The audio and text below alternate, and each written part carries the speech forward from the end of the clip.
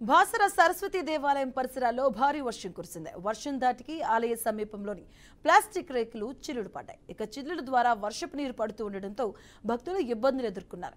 ఆలయ పరిసర ప్రాంతాల్లో భారీగా వర్షపు నీరు నిలిచిపోయింది. ఆలయ కార్యనిర్వహణాధికారి కార్యాలయ సమీపంలో సైతం ఇదే పరిస్థితి నెలకొంది. రేకుల నుంచి కురుస్తున్న వర్షపు నీరు ఆలయంలోకి రాకుండా సిబ్బంది బకెట్లను ఏర్పాటు చేశారు. ప్రభుత్వం అమ్మవారి ఆలయాన్ని అభివృద్ధి చేయాలని కోరుతున్నారు భక్తులు. కాగా బాసర ఆలయ మాస్టర్ ప్లాన్ త్వరలో అమలైతే భక్తుల కష్టాలు తీరుతాయని ఆలయ అధికారులు తెలిపారు.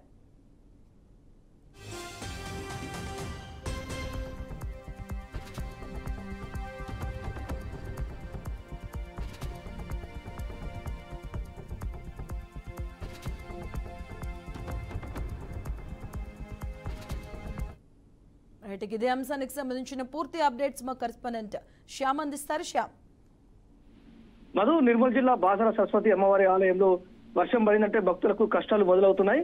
ప్రదక్షిణలు చేయాలంటే భక్తులు నానా ఇబ్బందులు పడుతున్నారు. ఆలయ ప్రాంగణంలోని ప్లాస్టిక్ రేకులకు చిల్లులు పడడంతో వర్షాలు కురిసినప్పుడు ఉరుస్తున్న పరిస్థితి కనబడుతుంది. దీంతో ఆలయ సిబ్బంది ఉరుస్తున్న ప్రాంతాల్లో అక్కడక్కడ డస్ట్బిన్లు పెట్టి నేల మీద నీళ్లు పడకుండా చర్యలు చేపడుతున్నప్పటికీ వర్షం నీళ్లను పట్టలేక సిబ్బంది కూడా ఇబ్బందులు పడుతున్నారు. ఆలయ ప్రాంగణంలోనే కాకుండా ఆలయ ఈవో కార్యాలయ ప్రాంగణంలో కూడా ఇదే పరిస్థితి కనబడడంతో భక్తులు ఎవరికి చెప్పుకోవాలో తెలియని పరిస్థితి కనబడుతుంది.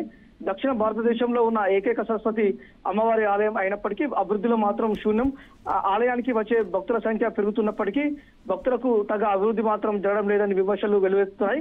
ప్రభుత్వాలు మారుతున్నా బాసర అమ్మవారి ఆలయ అభివృద్ధిని ఏ ప్రభుత్వం పట్టించుకున్న దాఖలాలు అయితే లేవు.